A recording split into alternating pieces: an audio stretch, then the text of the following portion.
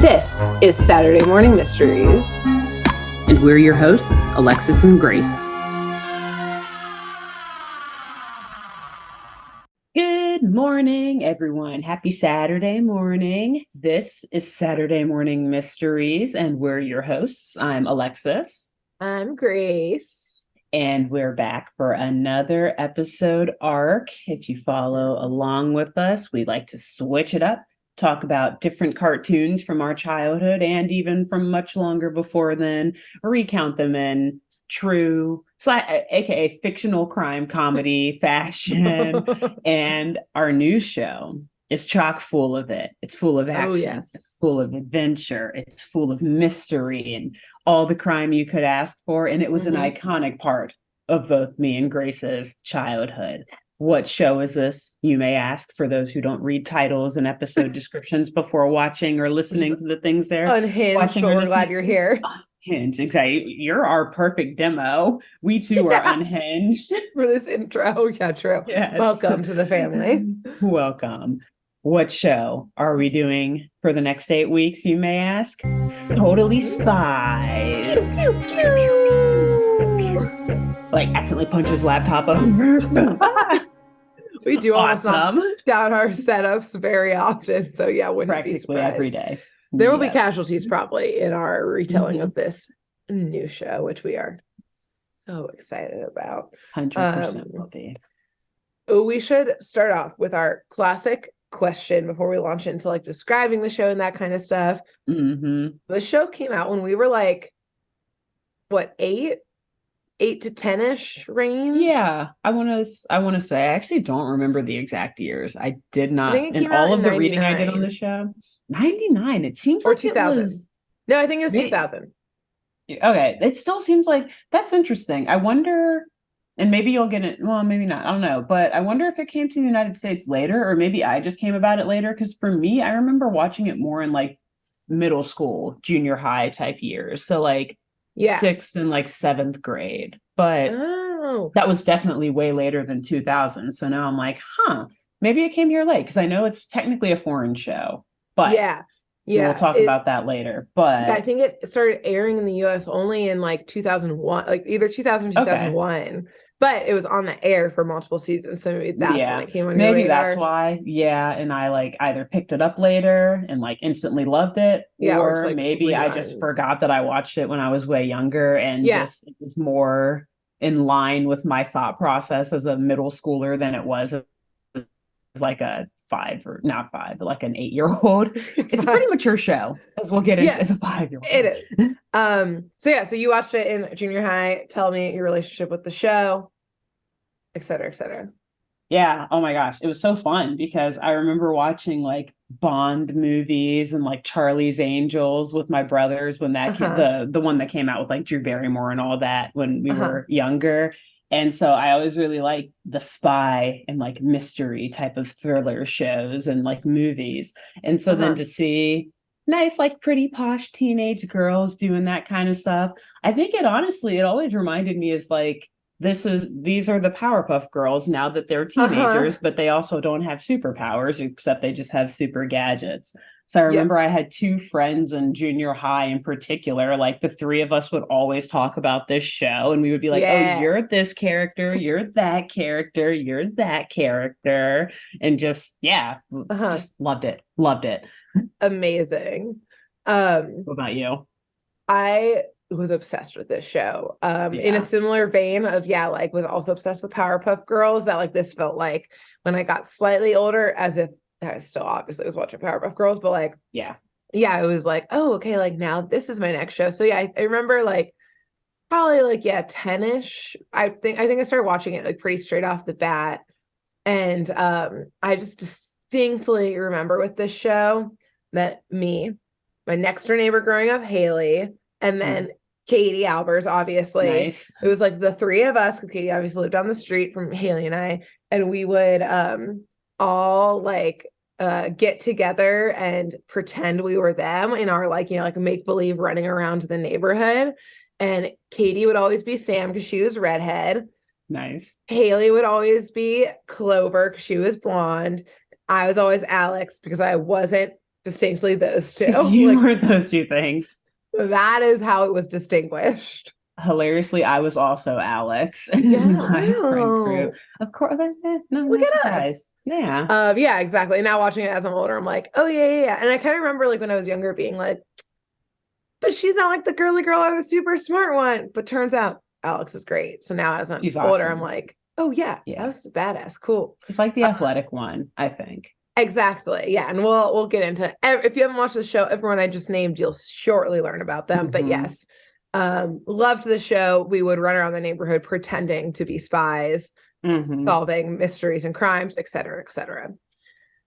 So let's get into what this show is before we get into our first episode. So yes, Totally Spies was an animated show that was on Cartoon Network, and in its own genre that I didn't know exist, spy-fi, which I love. Yeah, I love that.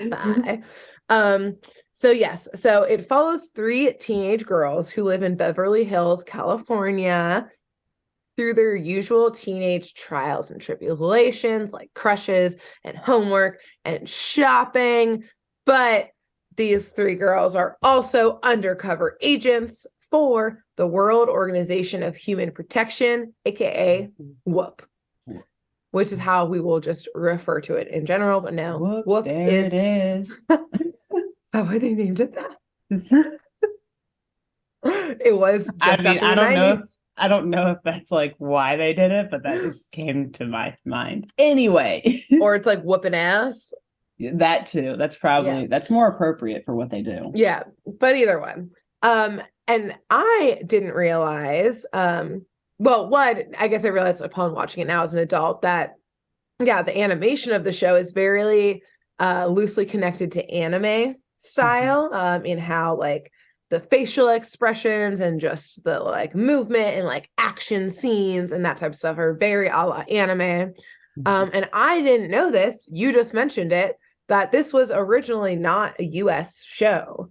I got like a little confused by the like who did what first, but it was, I think, originally a French show. Yeah. That like got purchased to like, I don't know, to a French Canadian company and then dropped down to the US. Type of thing. I got confused by globalization. Yeah, exactly. It even hits the animated world. Yep, exactly. We're all one here. But yes, it was cool. It's cool that it is apparently has a huge following, especially in France, probably because I think that's where it started. Again, then came over, which is kind of funny. I think I got confused because I was like, why would a French show have girls living in Beverly Hills, California? Yeah. I think they're almost too like kind of satirizing it. It's like how French people perceive life in Beverly Hills, which is also very funny, but not wrong. They're not wrong. Yeah, exactly. Not totally wrong. Some parts I'm like, okay, come on. That's totally just your like perspective of what American teenagers in California are like. And then other times I'm like, this is what American teenagers in California are like. Yeah, exactly. Yeah. A little bit of column A, a little bit of column B here. And one of the reasons beyond the fact that we love this show so much that we picked this show is because in 2024, there's a new season that's going to be dropping on Cartoon Network. So can't believe it. Yes, love it. We are very excited. This can be your prep for that new season. Also, all of Totally Spies is available to watch for free right now on the Totally Spies YouTube page. So yes, just a heads up to everyone here. So after you hit subscribe on our page, if you're into Totally Spies, subscribe to them too and recap on all of it. The movie is also, there is a movie, by the way, Totally Spies movie, and that is also on YouTube. Yep. And so very interestingly, one of the show's creators described some of the inspiration for the show in a I think it's an interview with like worldscreen.com. And so I'm just going to read directly because it talks about the inspiration for the show, which funny enough is something you've already mentioned. So this is a direct quote from Wikipedia quoting another article. Inception quote happening here. So Michelle explained that prior to the series, there were a lot of boy action adventure shows and practically nothing for girls. Yet in pop culture, there was Britney Spears and Spice Girls. He explained that the characters were heavily inspired by the movie Clueless. So we've got that Beverly Hills. Yeah. And wanted to mix that with a James Bond format. When they first pitched the show, it had a moderate response. But when the first season was broadcast, the Charlie's Angels film came out, and suddenly the market was full of girls show properties. Yeah. And that named everything I loved at that age. Britney Spears, Spice Girls, Charlie's Angels, which I think was the first PG-13 movie I ever saw before I was 13. And nice. Totally Spies. So like all in one. It doesn't get better. Perfect. It's like it's a Western teen's dream. Exactly. So first, okay, we're going to go through our characters now as usual, so folks listening can get a pick of who we're talking about. So the three main teens, we have Sam. She's kind of like the mom of the group. She tends to remain super calm, level-headed, mission-oriented. She's also for sure like the brains of the group. Like they all are smart, but she is like kind of the nerdy one. But she's like, she knows the tech really well. She knows how to put the clues together. She's very sometimes like Sherlock Holmesy in the way that she deduces one thing's connected to another. And she is distinguished by very, very long, thick red hair. And when they are in the spy mode, all of the girls wear like cat suits, and hers is a green cat suit. So red hair, green cat suit. Compliments well. Yep. So then we have Clover, who's the more impulsive one, whether that be action and fighting or crushing on boys, which is like a personality trait of hers. She's oftentimes painted and oftentimes is like the ditzy blonde who's boy obsessed. She's also fashion obsessed, which they all kind of are, but she extra is. However, you know, all of that aside, she's pretty always ready to like kick ass. Like she's ready to fight and like kick down some doors. So it's a kind of a nice mixture of like badass violent and also like, oh my God, which is how Clover talks all the time. Oh my God, I just killed that guy. And she is distinguished by her short blonde bob cut, and she has a red cat suit in spy mode. To match when she still, you know, spills blood everywhere. I was like, oh my God. Oh my God. You can't even tell. I just killed that guy. It blends in with my suit. Even have to get the bleach out. It's fine. And last but not least, we have Alex. Alex is kind of like the heart of the trio. She wears her heart on her sleeves often with compassion and love. But like we've kind of already previously mentioned, she's definitely more of a tomboy than the other girls.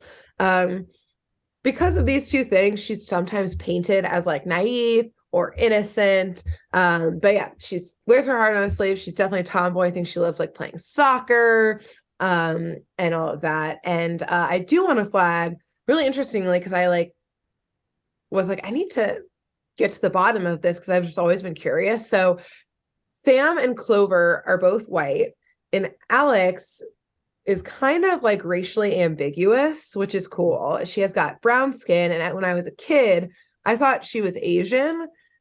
I guess maybe Southeast Asian, but when I was a kid, I probably didn't know what like Southeast Asia was. Because I was 10. Like Grace points to it on the map. Like, yes, she is probably from Thailand. In Thailand, maybe here in Vietnam. Ho Chi Minh, maybe. But I was researching this because I was like, I bet the internet has an answer. And so the internet is also kind of hasn't figured it out fully either. But they either think that she is South Asian or that she's Latina.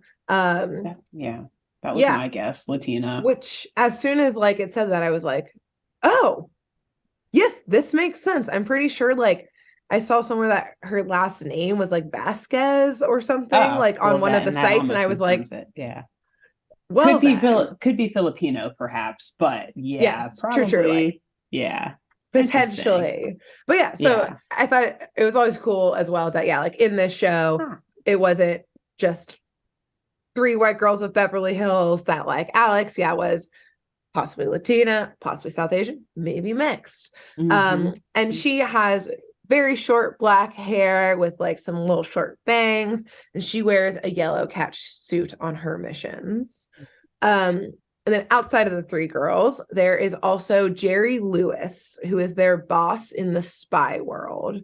Jerry is the founder of WOOHP. He founded it in the 70s. He used to be a master spy. Very loosely, I'll mention that like how the girls became spies is that like they have some spy gene that makes them primed for this. And kind of creepily, but like whatever, we live in a surveillance state. He was monitoring them since they were even kids. In the 90s yeah, and the 80s to see if they would become spies one day or like primed to become spies. And Jerry is, so that's how he found them. He is a middle-aged, balding British man. He assigns missions. Again, sometimes helps with missions. He is a master spy. He is pretty much always wearing a suit. He loves his gadgets. He loves like James Bondy type gadgets. And WOOHP uses tech and trains master spies to fight crime across the world. There are other agents in WOOHP, but we just follow the adventures of Sam, Alex, and Clover. Yeah. And there are other recurring characters kind of in the show, like Mandy, who's like another high school student, slashes the girls like high school nemesis. But I think we'll just get to those characters as they come up because this is already a long episode and will continue to be because I haven't even started talking about the episode yet. Yeah. But as a final thing before we start, let's, as we always do, talk about the theme song of the show. Oh, yeah. Which again is a banger. This is like a pop hype song of the late 90s with a little sprinkle of like 60s, 70s like pop in it. And it's great. It's fun. It's poppy. Catchy. It like exactly. Yeah, it's catchy. Gets you excited it like for the show. Yeah, gets you like revved up for a mission type of thing. Has awesome like stills and stuff of the spies in action and like them posing here and everything. Here we go. Fight pose. Yeah. So yeah, it's great. It's exactly what like I would have put on it would have been on a CD by some girls group basically in the 90s that we would have all listened to. Yes. So now that we have all of that, let's start my actual episode, which is the first all those episode. details out of the way. Yes, all those minor details out of the way. So this is the first episode of the first season, as per usual. And we start the episode off. They always start with like a cold open, essentially, of like a hint at like what the crime that's happening is, or the villain, or something like that. So we start this episode in Tokyo at a CD store, which used to be a thing. Yes. It was 2001. So we see two employees stocking the shelves and they're complaining. They're like, what's the big deal about Ricky Mathis, as they like are holding up a CD, like a single that just came out. Like, we haven't even heard of him, but like everyone's losing their fucking minds about this dude. Like, who is this bro? And they're just like stocking the shelves before the store opens. Like, who is this like new boy band-esque pop star? And it's confirmed that indeed people are going nuts about this Ricky Mathis character, because as soon as the store opens, like we see the clock change to like 10 a.m., the store gets absolutely swarmed, like Black Friday style, with a mob of people screaming Ricky's name, like mowing down these two employees to get the CD. Some people literally foaming at the mouth. Oh my God. For this CD. Folks, this is what used to happen. If you wanted to get the music, you had to fight for it. It wasn't just on your phone, in your pocket. Exactly. Come on. You had to go and stampede some people. Yeah. Stab someone. While foaming at the mouth. What? Give me the CD. Grace, would you like to admit to something? I needed that Spice Girls album. Or I guess in this case, the parallel would be like Ricky Martin. I needed that Ricky Martin album. I did think At first I was like, is this supposed to be Ricky Martin? But when we actually meet Ricky Mathis, he is no Ricky Martin. Okay. So we'll no one else is Ricky Martin but Ricky Martin. How dare we? So meanwhile, while those CD employees their lives are being ruined and probably carted off to a hospital. Killed. Back mortally in good wounded. Mortally wounded. But back in good old Beverly Hills High School, we have our trio strolling the halls, which I need to pause right here really quick to point out that this show also has some of the best day-to-day outfits.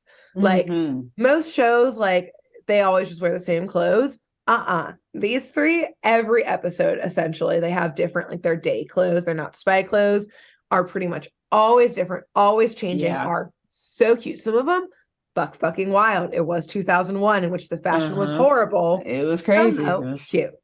Yeah, it's like a hangover from the 90s, essentially, the early 2000s. But yeah, and creative. Good on the animation team for like taking the time to like actually say, what would Alex be wearing in this situation? Exactly. And like let's pattern match here. Exactly. You know what? I loved it. And I love it now still as an adult. Some of the fits, funny enough, I usually am drawn toward Alex's. I'm like, oh, that's cute. What a cute backpack, Alex. Okay. So anyways, they're strolling the hall when they suddenly hear a few strums of a guitar out in the high school courtyard. And there's a new student sitting there. This is a total surfer bro. He's blonde. He's playing the guitar. I would imagine Wonderwall, most likely, if I think it'd come out by then. Yeah. And Clover is shooketh, which is her pattern. She sees a boy. She loves a boy. So she runs out to introduce herself, ask him out. But her nemesis, Mandy, who really only appears in this 8 seconds, has already asked him out. So she pulls him away.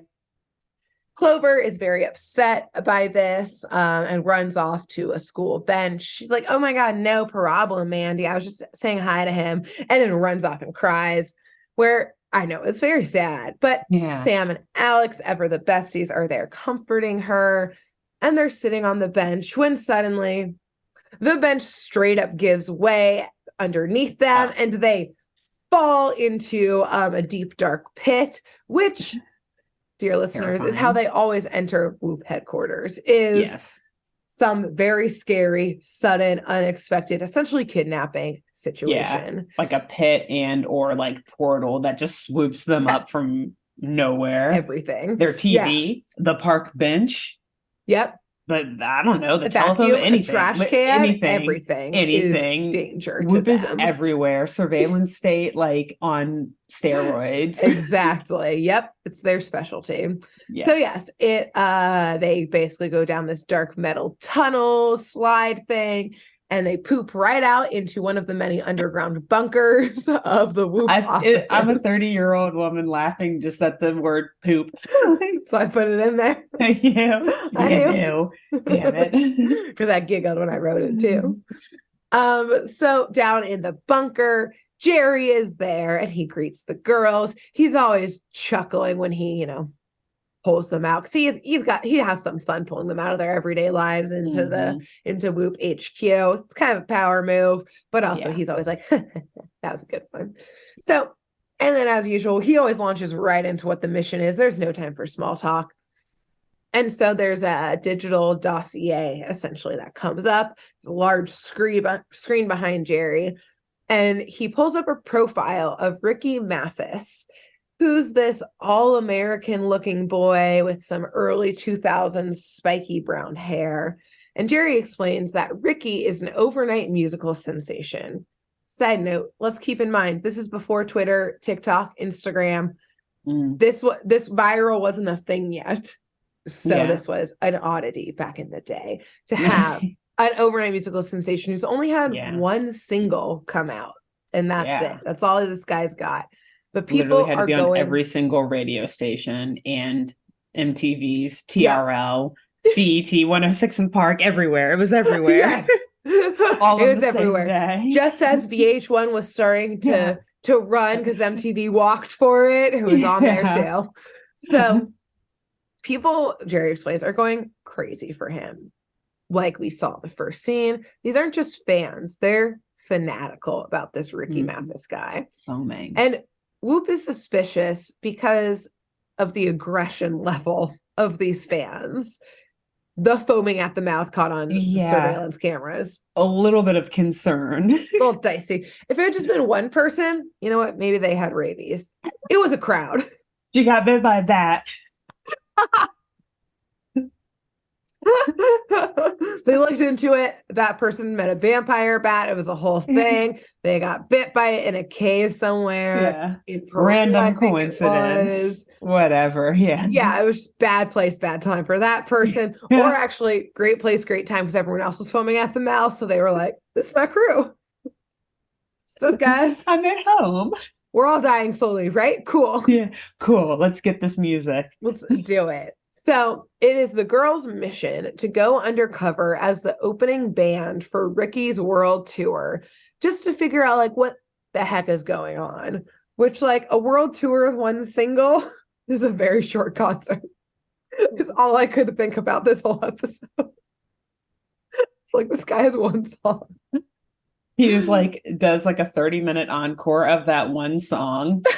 Just keeps playing it over and over. I mean, if it's that big of a hit, maybe, but maybe the teenage girls will love it. Kanye and Jay-Z, when Jill and I college roommate and I went to go see them on their Watch the Throne tour, they played their encore song 7 times in a row. Nice. Because they would stop right before it would drop and get real intense and then restart from the beginning. Over. Like that's what Ricky Mathis is doing. He actually taught them. And Jay-Z were watching this episode like, oh shit, yes. That was hard, man. Done. We gotta do that. People are from at the mouth. You know how much want this. Yeah. So yes, cut to they are in the Spies private jet, which they get around the world in. It's like pretty fucking cool. There's a lot of in this show, I think, from like the James Bond influence and Charlie's Angels, which both like, I guess James Bond was before the 60s, but very heavily like Charlie's Angels was a show in the 60s, all of that. So there's a lot of 60s, 70s influence in like the decorations. So like the jet is covered in like the 60s flowers type of thing. It's like, if you ever watched this, like the sketch show Laugh-In, it's very much like that vibe. And the inside of it is fully decked out in like 60s, 70s, like mod type of decoration, which is fucking cool. But inside the plane, the girls are making fun of Jerry because he named the band that they're going undercover as, and he named it the Spies. And they're like, Jerry, what the fuck? You're so dumb. Jerry, come on, man. He's a little out of touch. Yeah, he's very out of touch. And he just takes their abuse. And then they notice all the instruments on the plane and they're like, oh, hell yeah, let's like start jamming. And Jerry's like, oh God, they're gonna start playing the instruments. This is gonna be bad. I did not train them on those. Yeah, exactly. Alex hops on the drums, Clover and Sam are on the guitar, and they start absolutely fucking shredding. Like, like all of a sudden, the spy gene. It's the spy gene. They can do anything. Jerry's glasses like shatter and he unplugs all the amps because he's like, okay, let's calm down, girls. That's enough. Yeah, but it was great because I was like, oh, they can fucking rock. Cool. Good. What can't they do? And in a, again, very classic moment in good spy content, Jerry goes through the tech he created for this mission. Yes. So we've got a cute star belt. It's got a little star on it that actually holds a bungee cord that can like shoot out and then pull them anywhere, all like Spider-Man web. They've got a wind tunnel hair dryer gun. Looks like a hair dryer, shoots out tornado level wind tunnel. Awesome. They've got a regularly occurring suction go-go boots that can walk on the ceilings and walls. They've got a little like ear mic that helps them like hear through walls. It's like super sensitive hearing device. And then basically like a scuba suit, like a packable scuba suit, just in case. Okay.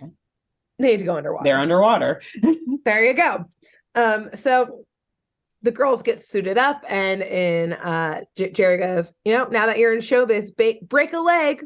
bye. And then he hits a button. The plane floor just drops from underneath them, which also Jerry loves to send them on their missions by literally just being like, okay, good luck.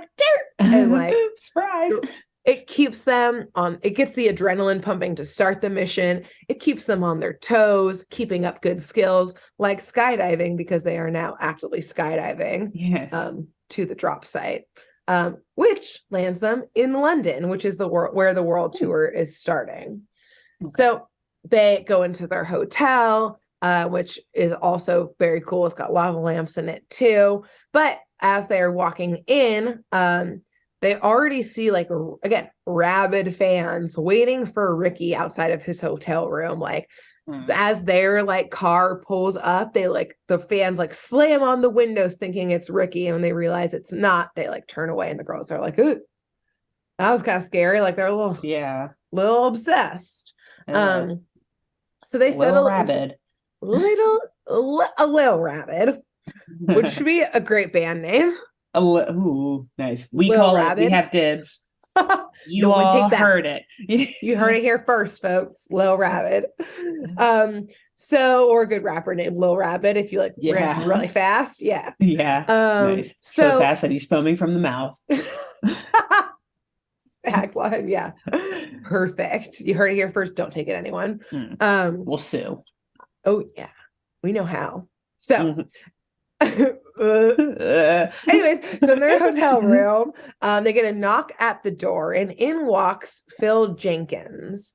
He's this man, and he's a pretty large man. He's got like a purple suit on. He's like a suit vest and then a lighter purple kind of like puffy shirt. He's got tinted glasses. While he's balding on top, he's got greasy long hair off the back. And before, saying who, like, fully introducing himself, I was like, oh, this guy's definitely a producer. Was like my first. I was like, he's like their manager or agent or something. Look at this skis-ball. Like, for sure, he's in the biz.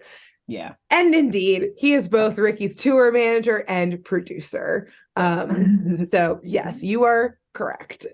And as such, he's all business. He meets the girls. Kind of weird and creepy, like kisses Clover's hand. We hate it. It's icky.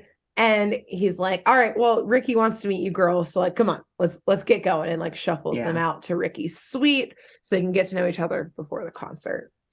So we finally meet Ricky, where Ricky, Ricky, you're so fun. Ricky, you're so fun.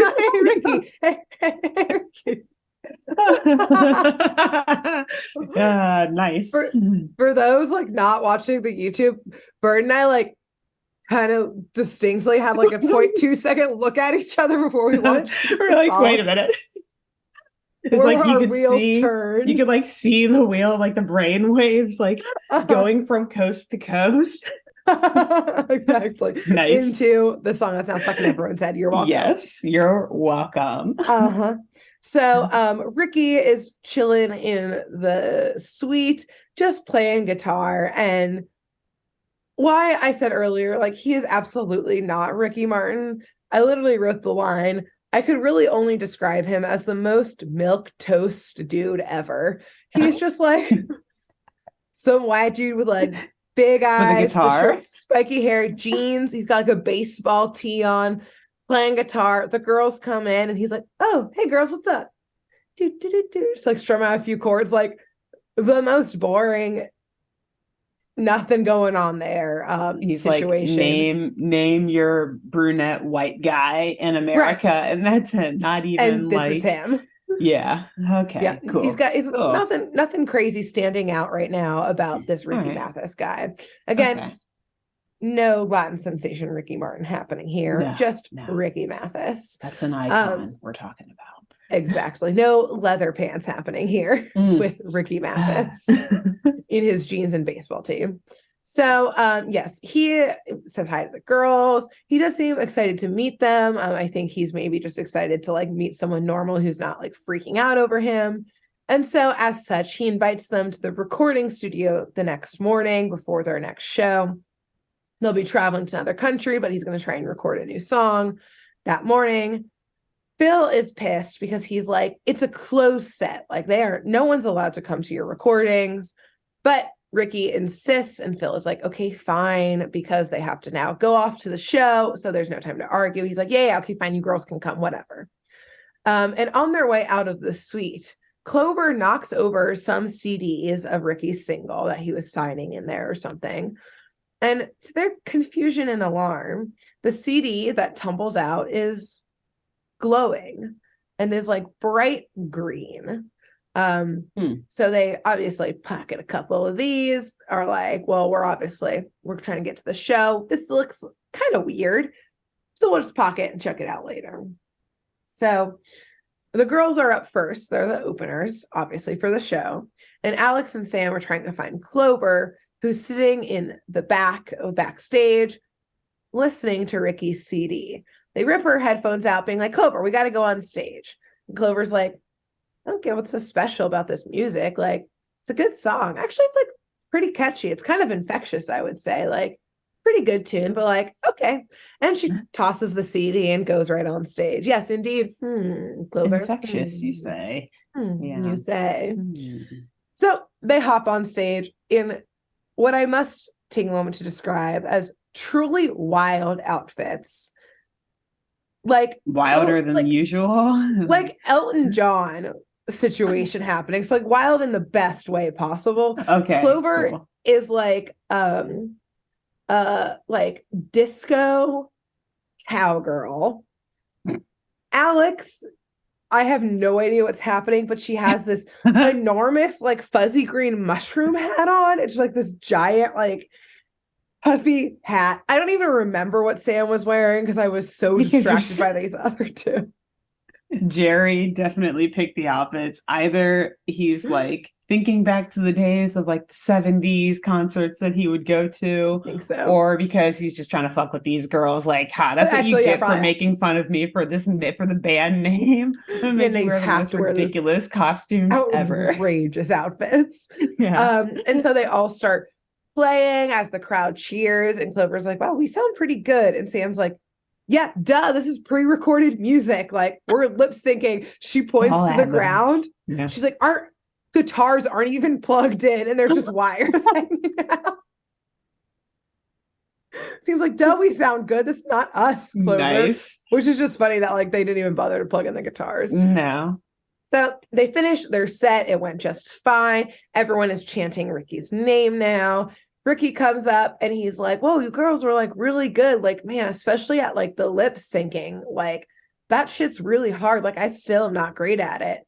And the girls, maybe because this was before all of the like early 2000 lip syncing like scandals that happened, are shocked that he doesn't sing live. They're like, what? You use pre-recording too? Artists don't do that. I thought we only did that. Right. I thought only fakers like us did that. And Ricky's like, yeah, it's like kind of a bummer, but like Phil says everyone in the biz does it, so I have to do it too. But like, okay, I guess that's just showbiz. I don't know. But like, all right, good job. Which then he runs out on stage in the same jeans and baseball tee from before. No, Ricky Martin. No. This is an offensive outfit for a concert. For a pop concert, yes. That's all he's going to wear? Please. Anyways, he didn't even try. The audacity, essentially. So he jumps on stage to start singing, and we see one of the tech guys, working all the sound systems, in a dark black suit and sunglasses, as I guess you do backstage, put one of the glowing CDs in the system to play for Ricky.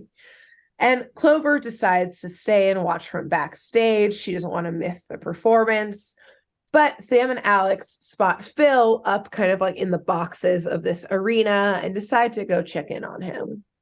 And as they approach the box, the halls leading to it are filled with more men in dark suits with like earpieces. But because Alex and Sam have a little bit like band, we're with the band, we are the band passes, they're allowed to pass back to the box where, just outside the door, they overhear Phil on the phone saying that, yeah, everything's prepared for the recording session tomorrow, but we're going to need more security. Ricky invited the freaking opening band, these annoying girls, to come with him. And at this, Alex and Sam pop right in to the room. And he hangs up that phone real quick. Kind of in a panic. Didn't hear nothing. Got caught shit talking. Everybody's worst fear coming true. Literally. And so he slams the door shut behind them and asks, like, what's wrong? Is everything okay down there? And they're like, they shrug. They're like, yeah, that's fine. We just wanted to come watch from up here. But Alex and Clover like start laughing because they realize they're yelling to like respond to him, because it's like, you know, that so feeling loud. Where you leave a concert. It was so loud down there and it's so quiet in here. And they're like, whoa, like you're still at a concert hall. It's just the box seats. And he's like, yeah, like he's like, I don't really like actually listening to these shows. So like I get soundproof booths entirely. Like I'll watch the show, make sure nothing like happens, like nothing wrong happens, but like I don't want like a light to fall on Ricky, right? But like kill my client, but my I artist. Need my hearing. Yeah, but he's like, I need my hearing. I'm literally a producer, and like I know the songs. I don't need to see hear what's happening down there. So I guess they just like hang out in the suite up there, or it was really short because he only has one song. Because then they're back in the hotel.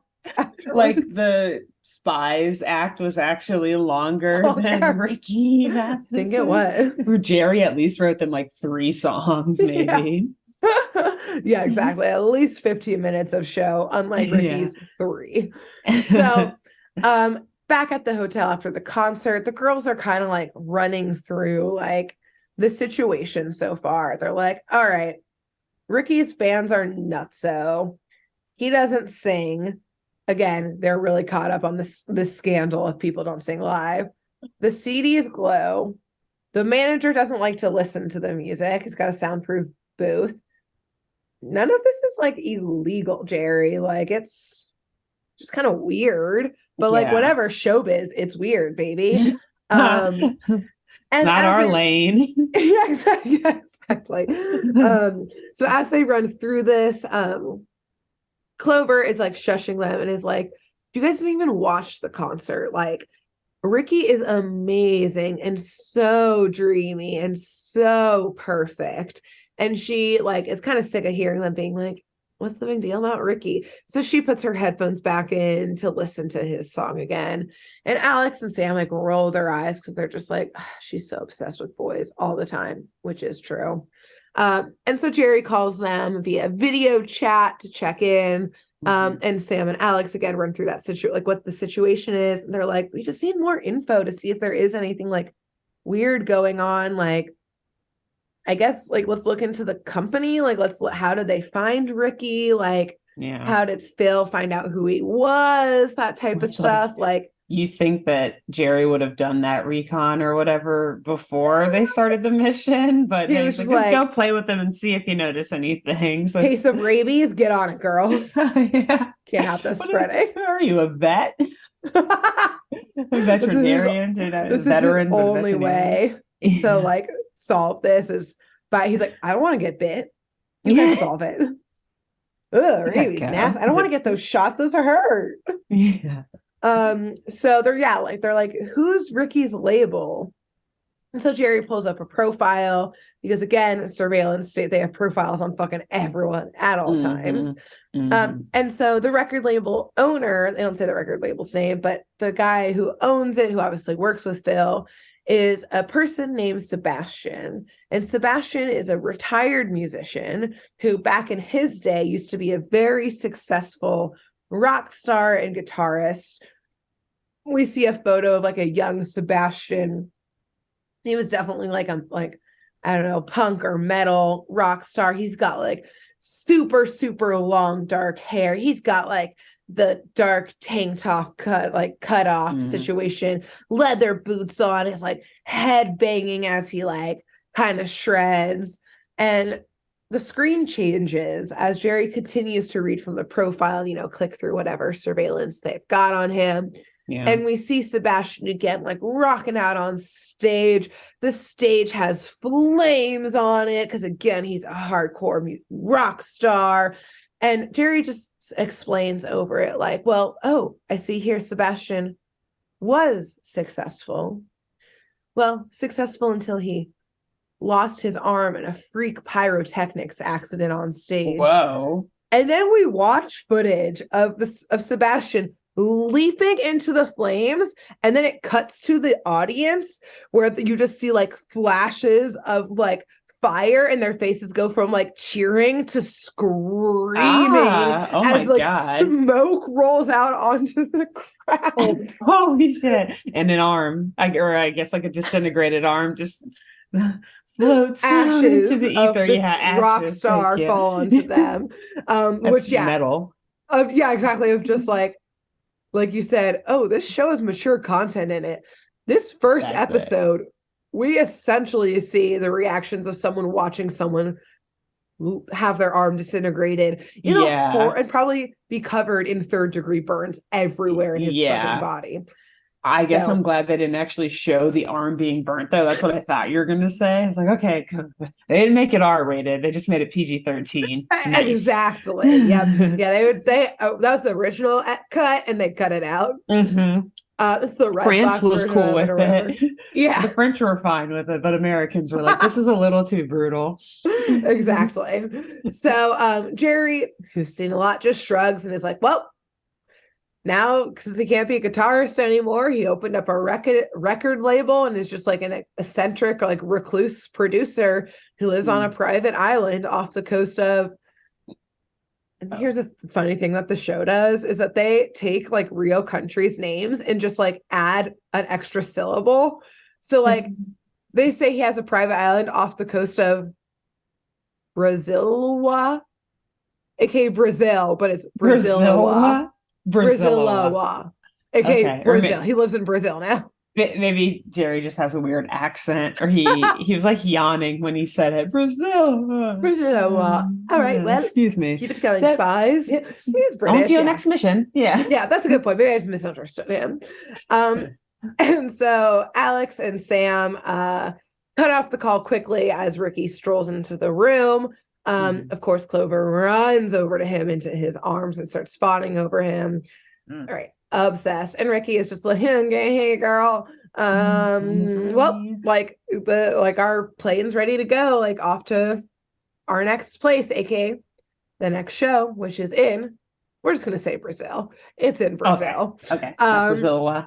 Yep, not Brazil. It's Brazil because it's too annoying to say the other way. And off to the recording studio, which is on Sebastian's private island. Okay, so Kanye. They're getting straight. Kanye took notes from this episode. Yeah.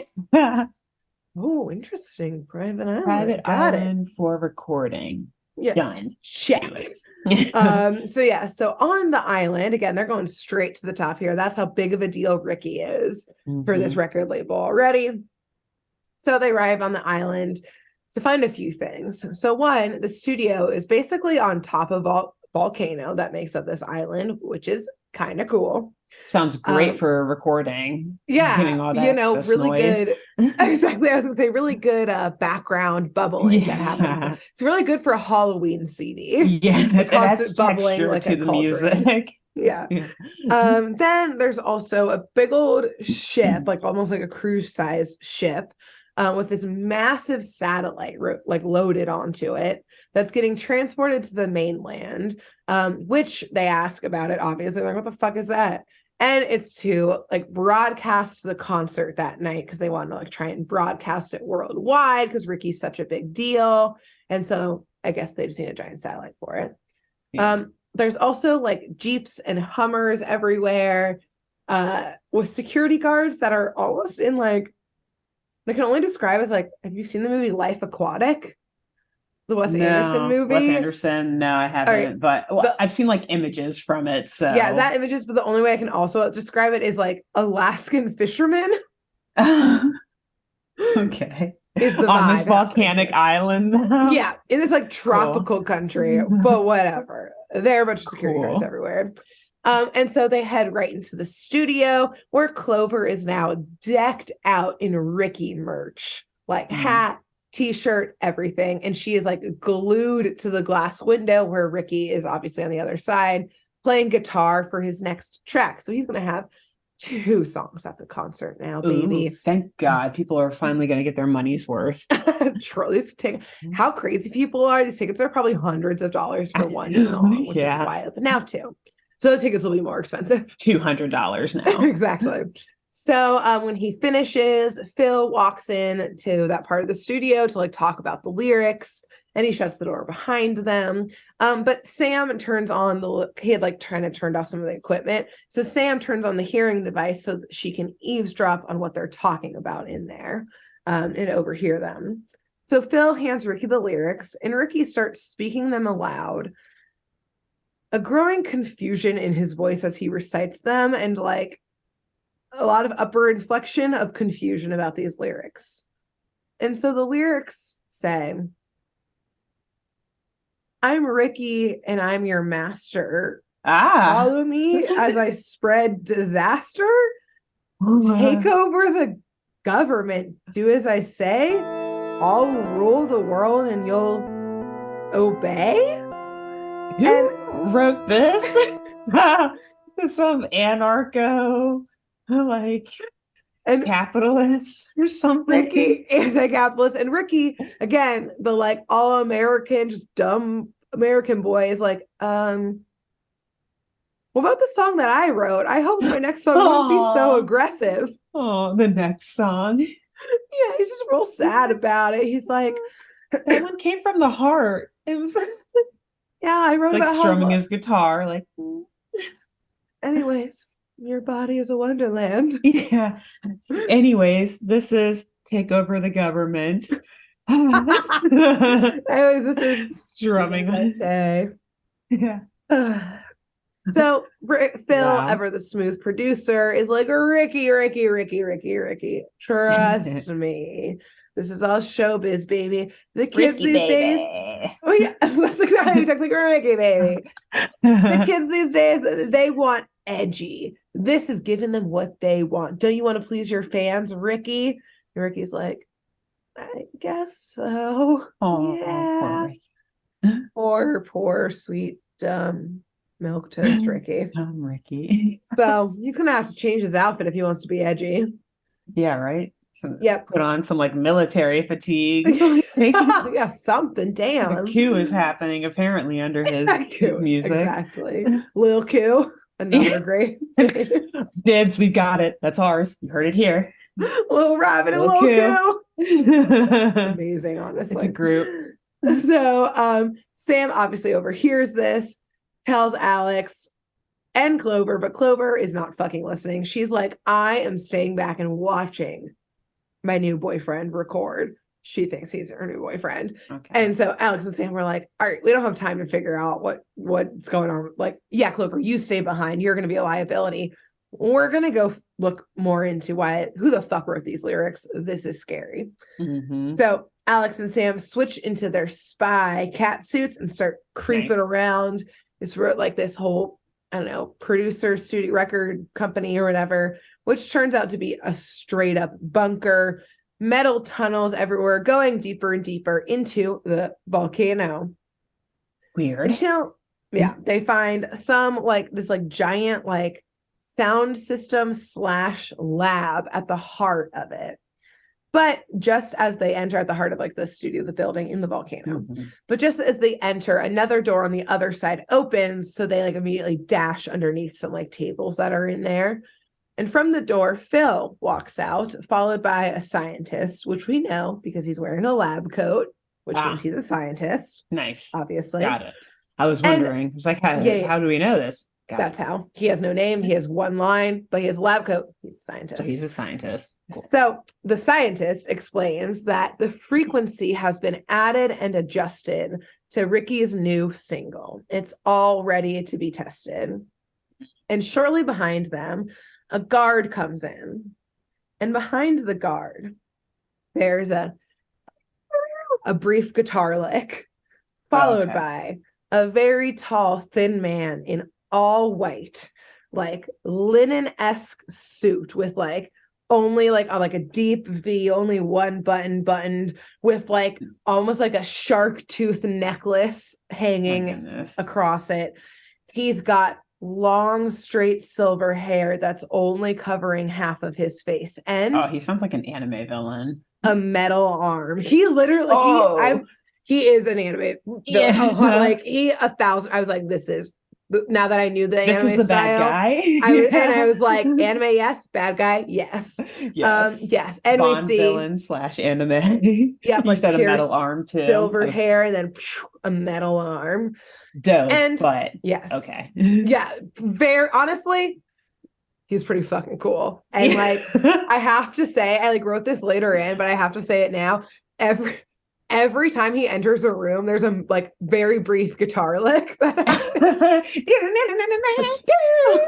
then he's there. And like, that's how you know Sebastian has arrived. And it's kind of cool. I'm not gonna lie. I was like, he has like an assistant that just follows him with the speaker, and every time he opens the door they just hit play and then like hit pause immediately and like hide behind him, so until he goes to the next room in the atmosphere. Yeah, they've got like an amp so like echoes, so like reverberates a little bit, like into the distance. No one can start talking until the guitar like is like fully out, and then they may address Sebastian. You see like the mariners or whatever, people in like the sailor outfits just like outside waiting for the echo to stop before continuing their conversation. With the national anthem, you have to be quiet for it. Yeah. Garlic. So Alex and Sam immediately are like, well, this is probably Sebastian because he looks pretty metal and he has a metal arm. So this is probably him. So Sebastian, and they obviously are correct. Sebastian walks in and he sits the guard down in a chair that they drop this like soundproof tube around the guard that like you can kind of see through. It's like almost hologrammy. And they hit play on the new CD that the scientist just brought in. And we watch the guard's face change from like, hey guys, what's going on? Why am I in a tube? To all of a sudden blank and like drooling a little bit.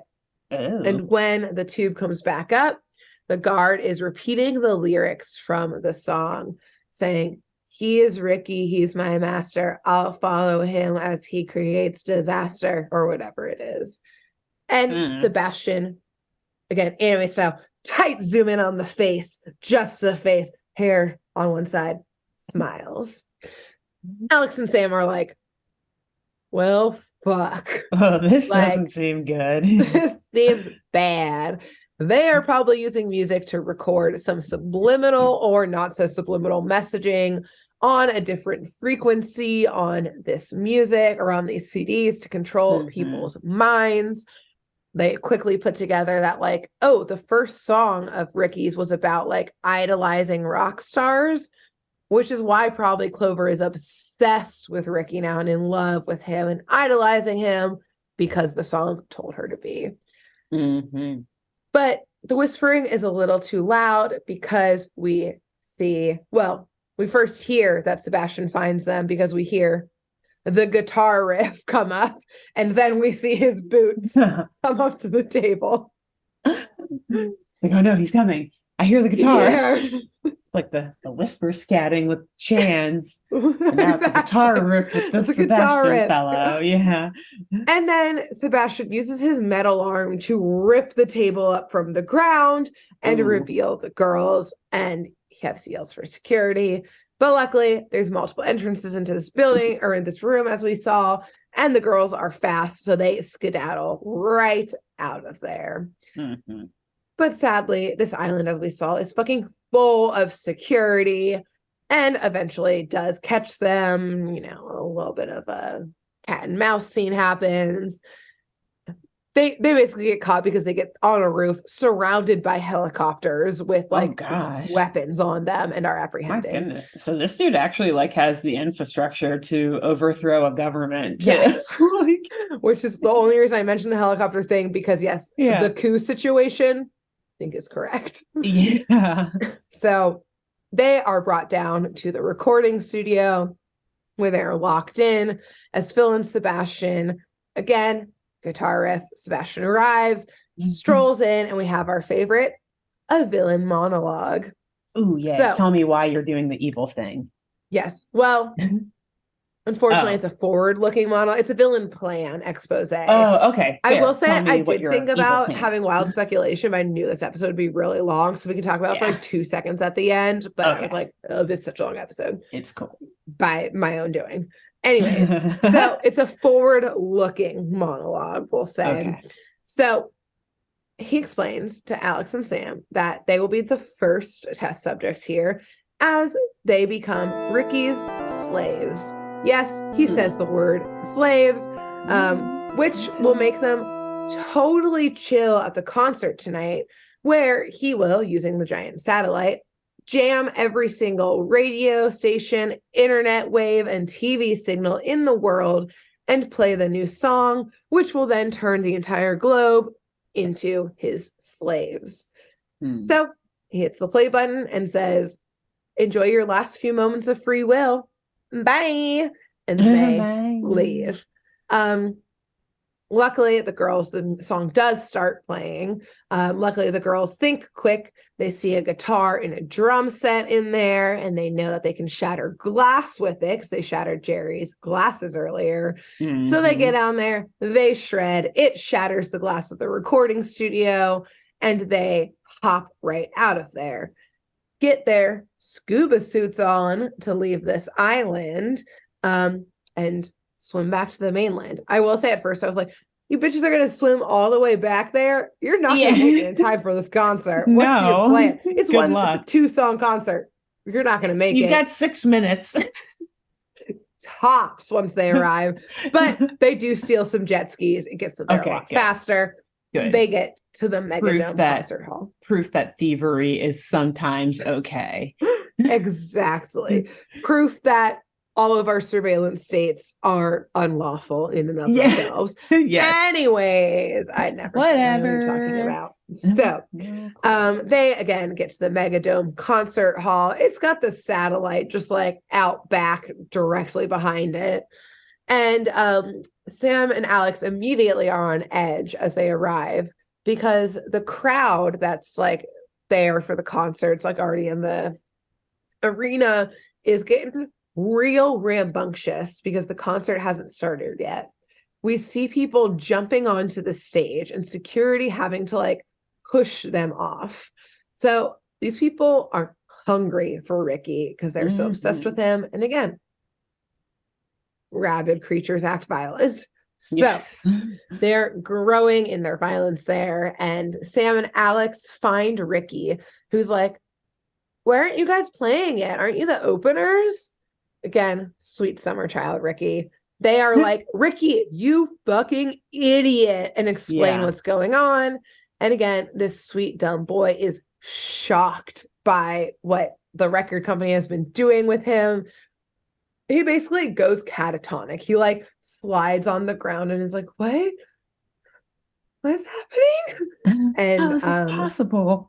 Yeah, he is. He's like, I just thought my lyrics from the heart were connecting with people. And they're like, Ricky, you are so dumb. So Alex stays back with Ricky, who is now obviously useless and catatonic, while Sam runs off to try and figure out how to take down this satellite somehow. But as soon as Sam leaves, the doors to like backstage get kicked open, and we see Clover decked out in her Ricky merch, the mob leader of rabid fans. And they start screaming when they see Ricky and running at him. So Alex grabs him and they also start running out as people now are storming the stage because they've spotted Ricky. So this is full riot is now happening for Ricky. So above the... Oh, okay. Never mind. Go ahead. Like, what's so special about Ricky? It's the subliminal messaging on the frequency. Well, no, I was going to say, I mean, it sounds like they're going to kill him. Like, how much do you love him that you kill him? These crazy fans. There's a lot of stalker cases. That's what happens. Isn't that like John Lennon? Wasn't it a fan who killed him? It was a fan who killed him. That was a whole thing. That was a whole other thing. Here's the thing. Another combo. Shout out to another podcast that I love to do. Obviously, shout out other podcasts. Last podcast on the left has a great Assassination of John Lennon series. That guy was crazy. Yes. But yes, that's basically the thing.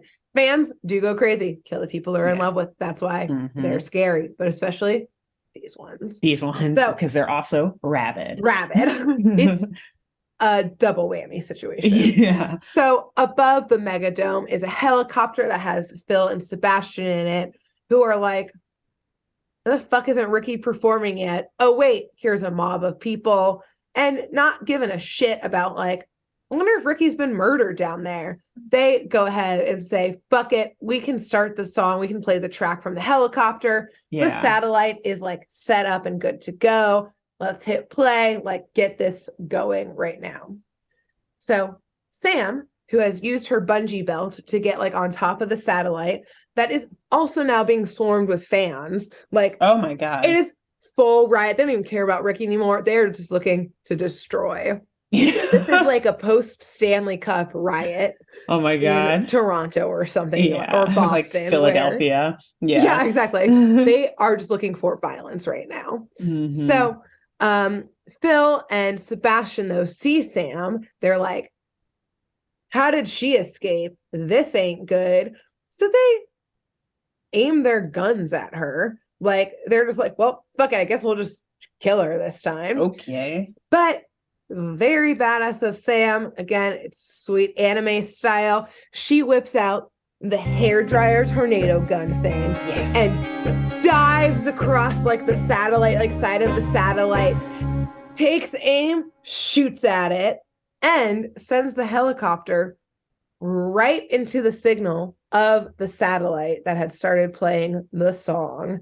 So now Sebastian and Phil are hearing the song and being brainwashed by their own song, which makes them become drooling zombies, which means they can no longer fly their fucking military helicopter. Yeah, this doesn't sound good. That they were in. Everyone watch out on ground.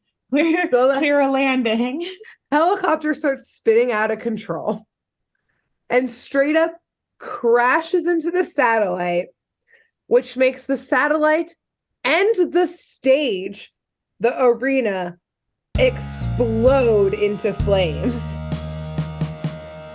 Sebastian is like, not again, although he's a zombie, so it doesn't matter, but he's like already afraid of fire, which makes it hilarious that he built this place on like a volcano too. Yeah, exactly. He was trying to do exposure therapy, and he learned his lesson that you'll never learn. Yeah, I do think, like, I think we had this in our Rescue Rangers episodes where like psychological trauma is like actually the most effective, because in the second he sees more flames on a stage that's on fire, he gets snapped out of being a zombie and is like, oh, he like grabs his metal arm. You know how like amputees will have like phantom limbs? He like has that moment. Make fun of that obviously, but he's like, oh no. So I mean, like, this probably means that people / fans absolutely died. 100,000%. Not He's gonna rescue them. He doesn't have, like, is there 911 on this island? Did he plan for this? No, everyone's a zombie anyway. No, they're dead. Yeah, and like immediate flames. Like, even if there was 911, they're not. Yeah, like, people were. There's an explosion. Yeah, like someone was in. It's not a rescue mission at that point. It's recovering dead bodies. Like, they need to start IDing people to get word to families. Like, hi, your teenage daughter was involved in a terrible explosion. It's terrible. Goes from rescue to recovery real quick. Real quick. The spies are like, oh, sorry, we only do rescues of hostages. We don't do recoveries of bodies. And it's hilarious because it's like the World Organization of Human Protection. Like, wow, good job protecting those humans. It's like no one had to die. Sam's like, anyway. I didn't name the organization, just like I didn't name this dumb band. Blows the hairdryer gun. Flies off, puts on scuba suit, dives away.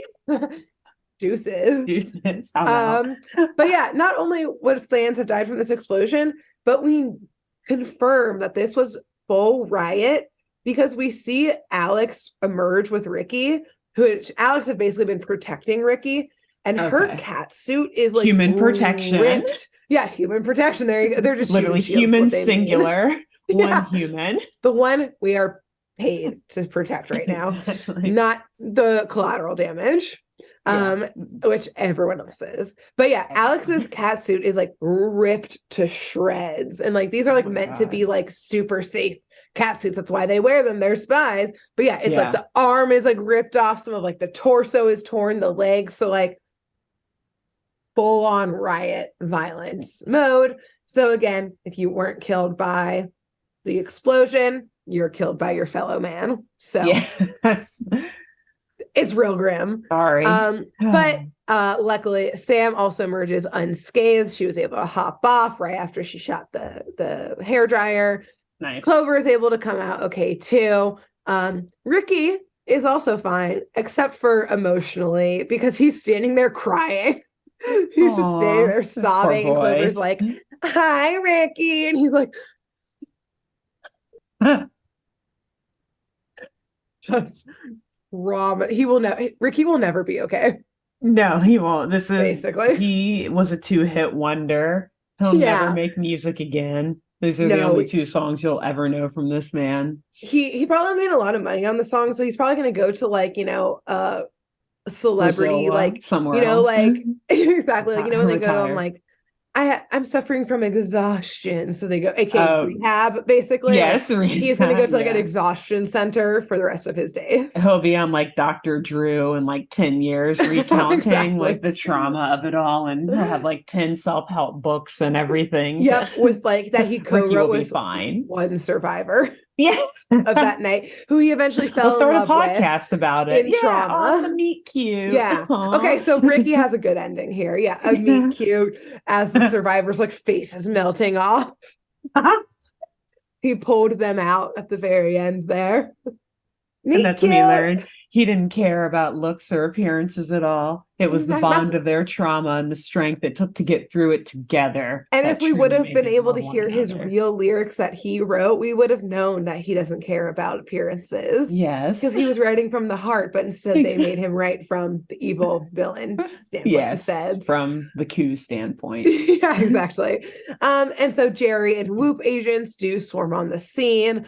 They do recover Phil and Sebastian, so I guess WOOHP does do selective recovery. Okay. They're fine. I think the helicopter saved them from the worst of the flames. So yeah, they got arrested, I guess. Again, Sebastian isn't okay for sure. No.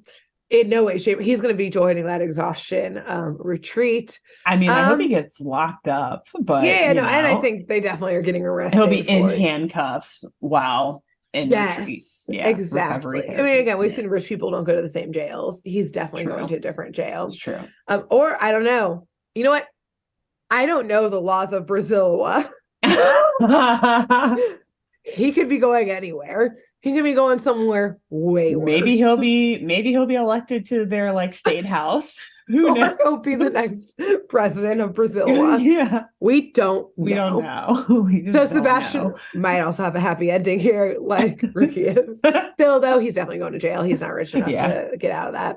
Yeah. And then back at school, Clover is like so totally over musicians. Mm-hmm. Until she sees a new kid at school who's got some instruments and she's in love all over again. And that's it. Nice. That's the end. Beautiful. Oh my gosh. Yeah. My wow. Great job. Yeah. Thank you. Thank you. My like brief thought of like wild speculation that I was like, oh, I wish I could go into more. But again, this is a long episode. I think that Sebastian having this accident and no longer being able to like be a star anymore, like be a musician anymore, basically like drove him to madness and like wanted to at first just take it out on like the fans, basically by like making like the fans, like making them pay because they betrayed him by like leaving him in his time of need, but just got too power hungry and was like, let's working on music fans. Why not everyone? Why not just rule everyone too? Yeah. You know. So also though, hilarious, like because the lyrics were specifically for Ricky Mathis to be the one. It's like he's not going to be a good ruler, you know, right? No. Like I guess Sebastian would still technically be the one, like the puppeteer of all of it. But like, could you imagine Ricky Mathis being the one, like the fans following him to overthrow governments, like he is the new like ex post facto dictator or whatever of the world. This man who's like crying, playing his guitar. It's catatonic. I'm not okay. Yeah. But also, I mean, to be honest, really high risk plan from Sebastian, because I didn't actually think about that he made the lyrics Ricky, because at any point Ricky could have snapped and been like, you know what? Yeah. I love Kill being Sebastian. in charge. Yeah. I am going to be a dictator. Kill Sebastian. Yeah. Like, he could have turned on Sebastian. Sebastian was really banking on Ricky always listening to him. Yeah. But didn't matter. In the end. Yeah. Thank So, God for the Totally Spies, or for the Spies, rather, the Spies, and for WOOHP, the band. Who selectively were protecting Ricky and the two criminals. It's like, we're only going to really protect the main victim of all of this, and then the two criminals. Sorry about all of these teenagers who are clearly dead on the island of Brazoa, or on the land of Brazoa. Yeah. Right, who parents will not be able to identify them. The body recovery is pointless, honestly, at this point. They just have like multiple piles of ashes. Like, all right, parents, like, and they like put some jewelry that they found, like maybe around the ashes. Like, does this teeth, look familiar? Some dental records. Teeth don't burn that quickly, I don't think. No, so maybe some bones. Wow, that's dark. Thanks, Totally Spies. And that's Totally Spies. Cut to, again, 10-year-old Grace looking at my two best friends being like, it's spy time. So there you go. That's the first episode of our new arc. Thank you. Yes. We're very excited about this new show. We hope you all are too. And between now and next week, where Alexis will be telling us her first Totally Spies episode, Bird, who should our listeners and viewers tell about this show? This week, I think it's clear you got to tell a music producer. Gotta hit one up, whether big or small. Go to your local, indie studios, or go ahead and tweet at someone, or maybe not tweet. IG, DM them on IG all of it. About this episode. Totally Spies made an episode just for them. Nice. Who should I tell? I think after that, you should tell a guitarist. Tell anyone you know who likes playing the guitar. They'll appreciate all of maybe they'll get some ideas of like, I should have a guitar riff every time I walk into a room. That won't make everyone hate them for sure. Yeah. But hey, it's a way to make an entrance. Exactly. Tell someone you know who plays a guitar about this show. This is a music episode. Yeah. So that's it. Until next week. Bye. Thanks for tuning in to Saturday Morning Mysteries. If you enjoyed this episode, please share, rate, review, leave us a like, and drop a comment. We post episodes every Saturday and bonus tune tangents whenever we feel like it. So please subscribe so you don't miss the shenanigans. And if you want to follow us on YouTube, click the bell under the YouTube subscribe button to receive notifications when new videos are posted. And if you want to subscribe to the podcast, we have no idea what you're listening to us on, so just hit the big subscribe button on whatever app you're using. We believe in you. Give us a follow on Twitter and Instagram at SatmornMist, all the abreves, and let us know if you have any episode or show requests by emailing SaturdayMorningMysteries@gmail.com. Thanks to Jenna Kendall for the logo design and to Ava Sakiki for the music used during this week's episode. See y'all groovy kids next week on Saturday Morning Mysteries.